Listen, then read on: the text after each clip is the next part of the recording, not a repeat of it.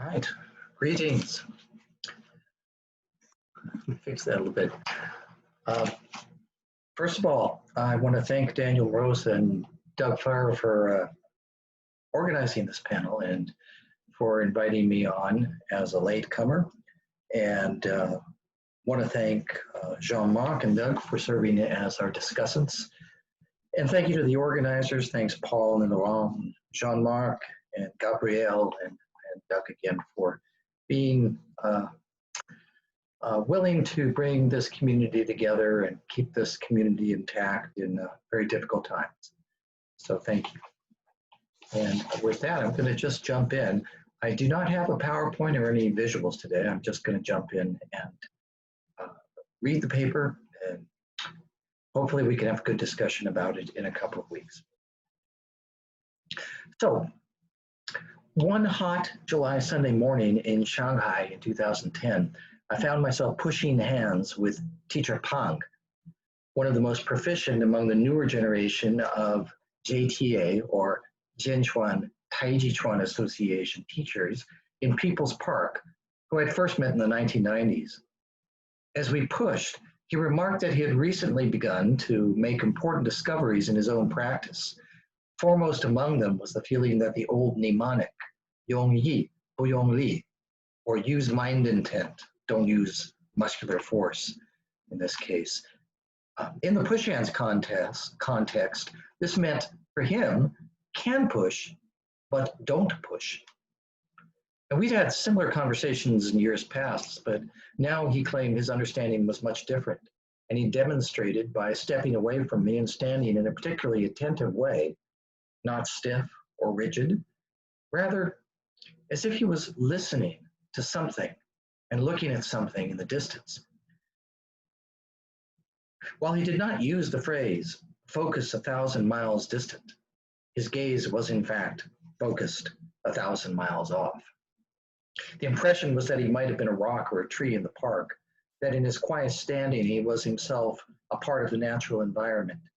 Teacher Pang's lesson shows the importance for JTA members of conscious interaction with physical spaces of every kind. For the taijiquan player, useful little sayings like use mind intent, not muscular strength, or focus 1,000 miles distant are intended to manifest themselves in physical techniques that fluidly respond to the natural environment. The goal is ultimately a social one, albeit one deeply rooted in the idealization of Daoist reclusion. Attunement to not only one's feeling, but to the opponent's, so that the opponent in any practical sense is no longer an opponent at all.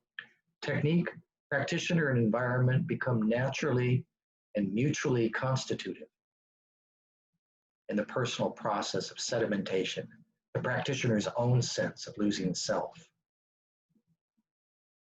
So this paper focuses on the practice of zhuang, or standing like a stake, as the conscious formation of the warrior energy body.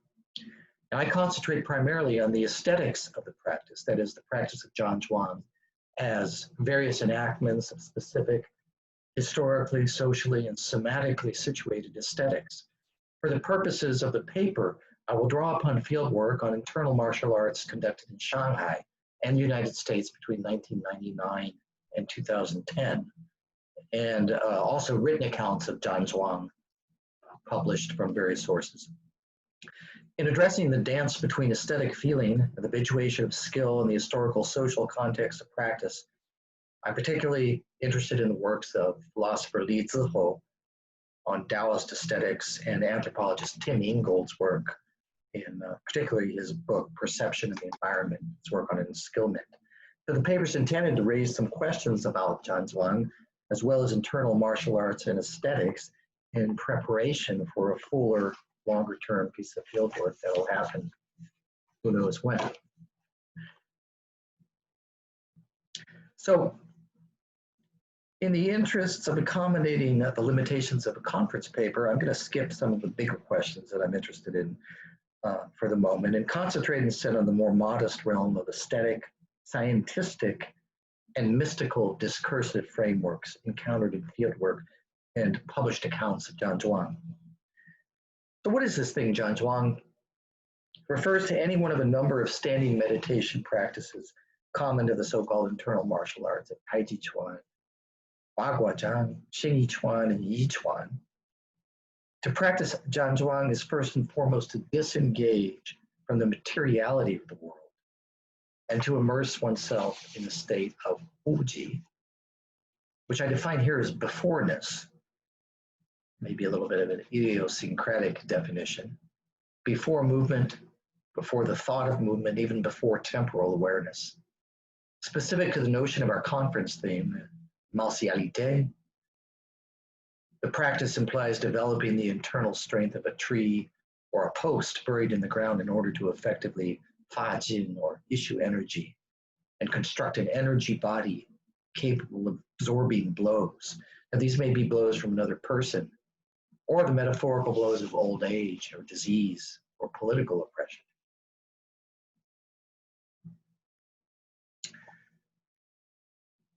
So zhuang can be seen as a kind of multi-purpose exercise that practitioners adopt for a wide variety of purposes and with a wide variety of preconceptions about its origins, martial efficacy, and benefits.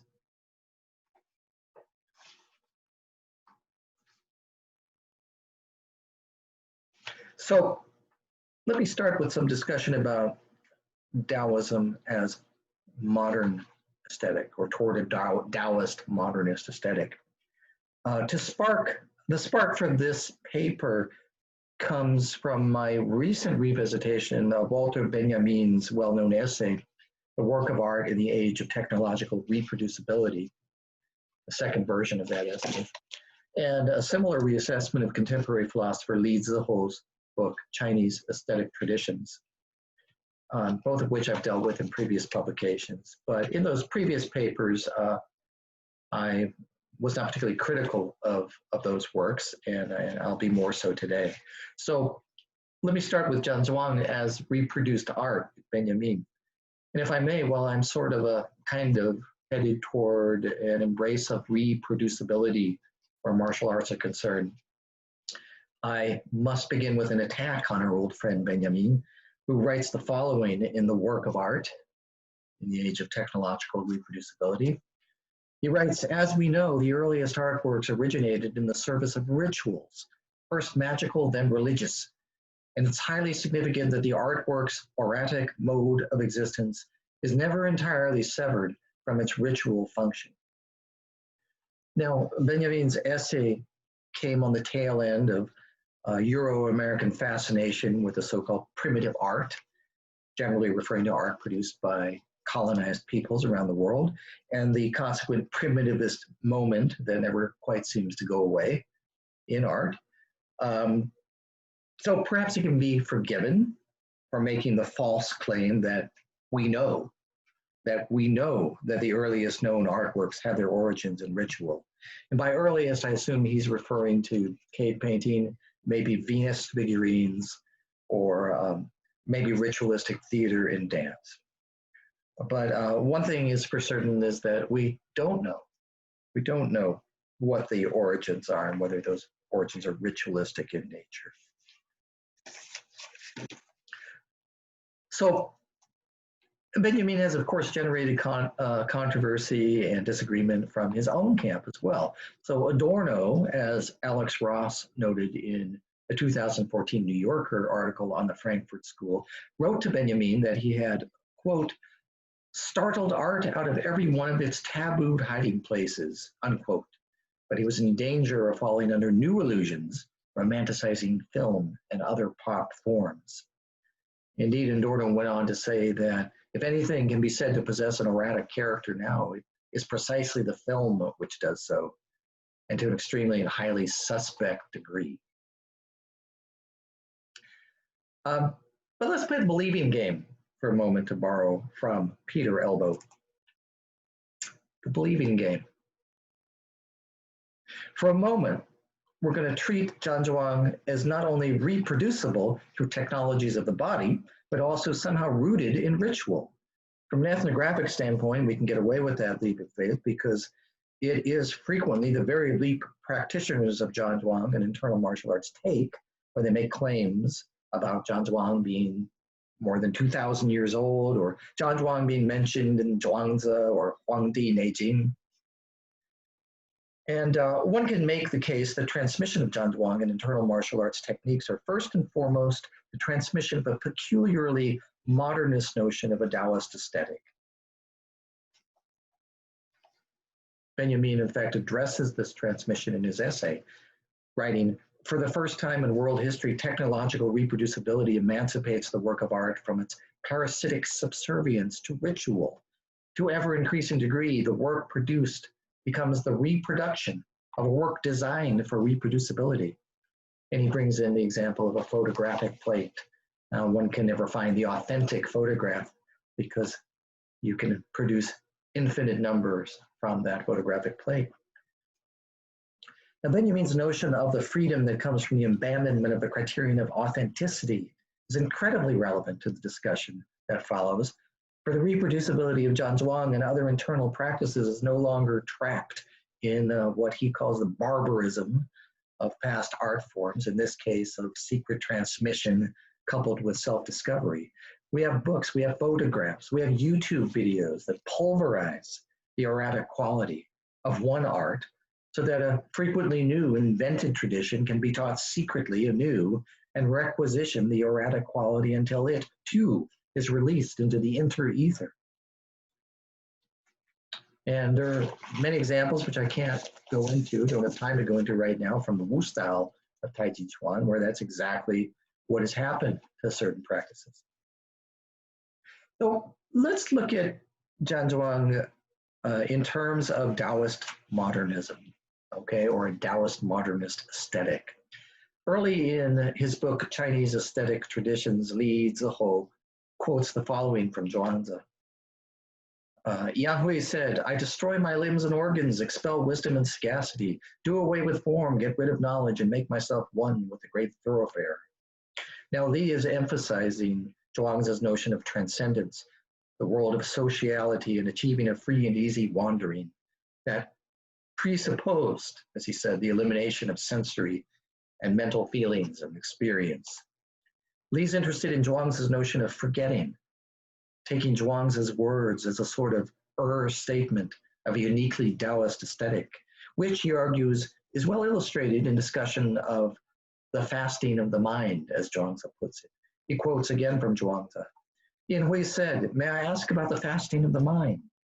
Confucius answered, "Have a single intent. Do not listen with your ears, but with your mind. Do not listen with your mind, but with qi. For hearing does not go farther than the ears, and the mind does not go farther than symbols, but qi is empty and responds to things." Li is, of course, mainly concerned with how human beings who are confronted with societal obstacles go about creatively navigating those obstacles. Li's understanding of the Daoist aesthetic is tied to an idea he introduces earlier in his essay, the sedimentation of social entities. Those are concepts, ideals, attitudes, meanings, onto psychological functions, particularly the emotions and sensory cognition. What he means by sedimentation is fairly straightforward. The transformative moments between animalistic totemic dance, pure passion, and cultural psychological formations, rituals that lead to sociality. Again, let's play the believing game. One can imagine where this might lead in the discussion of zhan. It is, after all, the animal, instinctual part of us that simply stands or dances wildly. But it's the socialized part of us, ourselves, that learns to waltz. So, like Benjamin's work, there are problems with Li's approach. And yes, he's right that it's the animal in us who fights, for example, but it's also true that the sedimentation of fight moments may lead to ritualized fighting systems, replete with specific reproducible techniques. But he does seem to draw the same lines between ritual and art that Benjamin draws. whoever we were 500,000 years ago or 10,000 years ago, we were certainly not we until we were already making tools for creatively organizing our behavior. So he seems to be telling us that we're taking this leap from one rock to another rock, when in fact, that could be a continuous rock. We could be operating in a continuum of change. There's also the Marxist idealism that Jane Covell points out in regards to Li's essentially historical materialist case for sedimentation. She essentially wonders if Li, a child of the modern socialist state, is caught up in his own layer of sedimentation regarding progress, because he really idealizes the transformative power of Daoist aesthetics over modern science and technology. Let's move to some more detailed description of fieldwork. And I'm going to start with Falun Dafa.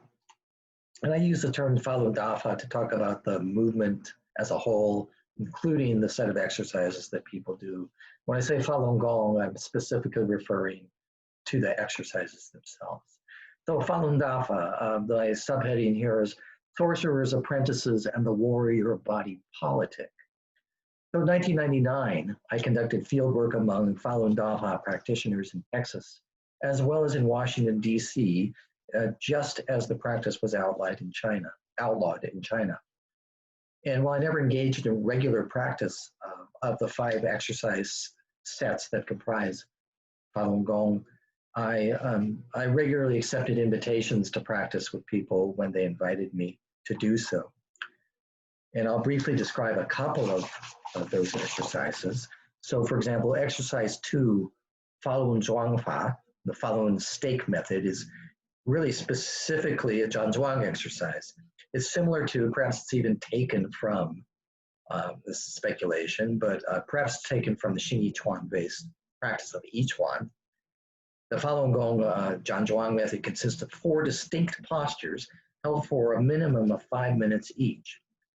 And then exercise number 3, Guang Tong Lian Ji Fa, the perfect understanding of the 2 ultimate laws, consists of some additional tendon stretching exercises that are pretty reminiscent of the Yi Jin Jing, the muscle tendon changing classic, right? So maybe we could say this is somewhat of a syncretic set of exercises. And then the final exercise, which is a jingzuo or sitting meditation exercise, as I said, it can be up to an hour of practice, and it entails 7 different mudras.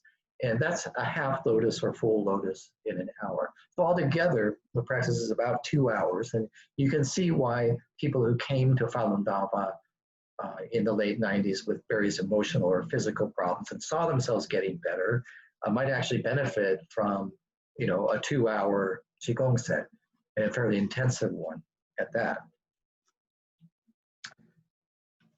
So in the course of group practices in Texas and Washington, practitioners also frequently share tales of healing.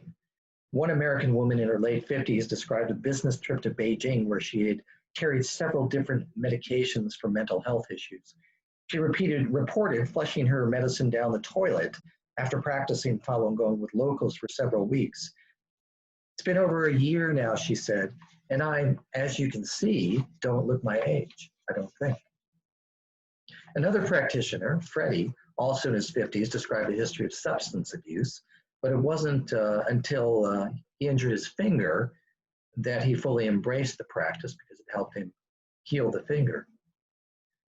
There are also discourses besides health and spirituality. There's a kind of a scientific framework in much of the conversation I had. So about 90% of the practitioners I interviewed at that time were, and this was a mix of Chinese immigrant and Americans, had advanced scientific training. In general, they were careful to separate Falun Gong from what they considered to be fake Qigong Re, or the mass movement Qigong fever practices, such as the popular Yan Xin Gong and others. And they went so far as to refer to Falun Gong as shulian, or cultivation exercise, rather than Qigong. Yeah, also in 1999, practitioners demonstrated an almost hyper concern about being seen as crazy or being associated with this qigong fever. And this resulted in some reluctance to share somatic experiences of the spiritual and a selective sharing of the illustrated stories about the ideology and cosmology of Falun Dafa. But they did share from time to time. So for example, in Washington, D.C., one morning, as I was speaking with him, Jeremy, Freddie, and his wife, Judy, glanced over at two women sitting back to back, each reading Li Hongzhi's book, Zhuang Falun. Freddie remarked that he could see a Falun hovering above their heads. And for each of these practitioners who saw themselves as both spiritual seekers and human rights activists, this interior experience of the practice really seemed to spring forth from some misty part of Buddhism and Daoism, and yet be fully formed into this world of quantum particles and Marxist ideological overkill. From the comments and concerns of the practitioners I interviewed in Washington, many of whom had traveled in busloads from around the United States to be at the protest, there was a sense of resistance and solidarity, what could really be described as a warrior mentality that imbued the practice of Falun Gong in a way that they just hadn't experienced before the crackdown in China. And the warrior narrative for Americans also gave them a sense of solidarity with the original protesters who had encircled Zhongnanhai, the Communist Party headquarters in Beijing, encircled them in the sitting meditation number 5 exercise of Falun Gong. Hundreds and hundreds of practitioners surrounded the compound, and that is what directly led to the crackdown. I'm going to jump into a little discussion of proprioception and aesthetic boundaries from Andreas Schoeder's insightful essay on zhan called Consciousness of Movement. And he writes the following: in contemporary Western language, consciousness of movement is perhaps best captured by the concept of proprioception. This is the complex neuromuscular feedback system that acts between the joints, tendons, and muscles, and the central nervous system. An explanation of the mechanisms of proprioception and a direct comparison with the traditional Chinese explanation of mindful movement may help the practitioner of the Chinese internal arts to develop their consciousness of movement in constructive ways. So, though Schoeder does not specifically cite anthropologist Tim Ingold in this essay, he introduces concepts that and connections to taijiquan and zhan that sound very similar to Ingold's notion of enskillment. And I should say that Schoeder goes into a lot of detail about the nature of this concept and how we go from essentially being unconscious of a movement to making the movement. I mean, to being conscious and planning a movement to making the movement. For example, I want to pick up that cup and I reach over to pick it up. And there is that moment where the conscious becomes unconscious. And in fact, one of my taijiquan teachers during my field work in 2001 used the very example of a cup and said, if I don't have to think about the cup, I mean, when I'm reaching for the cup, my natural way to go about it is to form the idea and then pick up the cup. I don't think about each moment of that action. And if I do, I knock the cup over, which he proceeded to do. All right, so Ingold, let's get back to Ingold. Schoeder, for example, cites the 19th century writing of Wu Xing, quote, "The marvelous trick within must be comprehended from the deep heart. This cannot be passed down orally. When the mind knows, then the body will know. When the body knows, it is better than only the mind knowing." Now, Ingold, who one would assume had never read Wu Xing's essay on taijiquan, argues that knowledge is passed on generationally, quote, "not by handing on a corpus of representations in the strict sense, but rather by introducing novices into contexts which afford selected opportunities for perception and action, and by providing the scaffolding that enables them to make use of their affordances," end quote.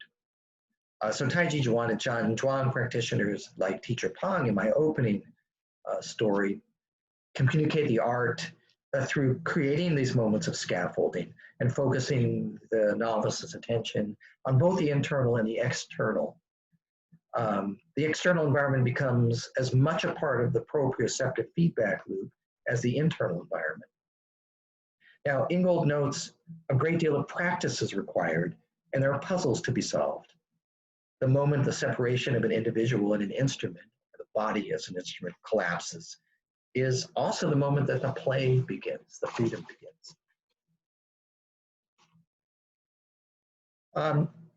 I include some additional descriptions in here from Bruce Kumar Francis, talks about zhan, teaching zhan, that one has to start with a qi dissolving process that involves visualizing melting ice turning into vapor, and also a quote from a Bay Area yiquan and taijiquan master, the late Fong Ha, when he says, "It is the stillness of zhan that what is at first imaginary becomes manifest as reality.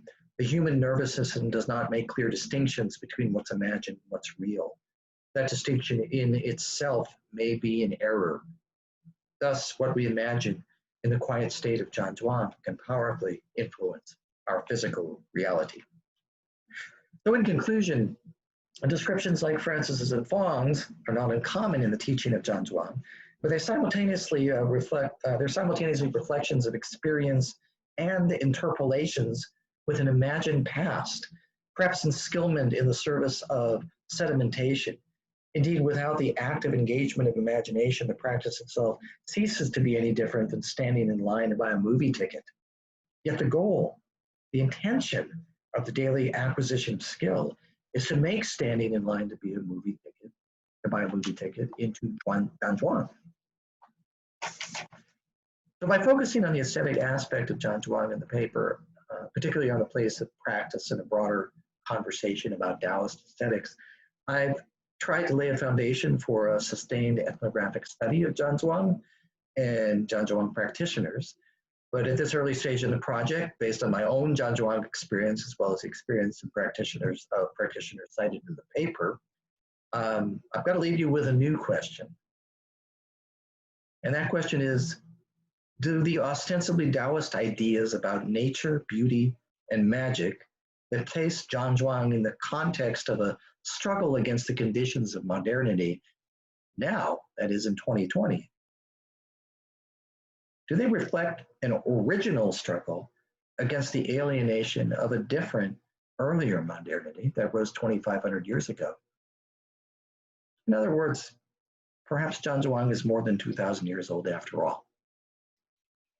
Thank you.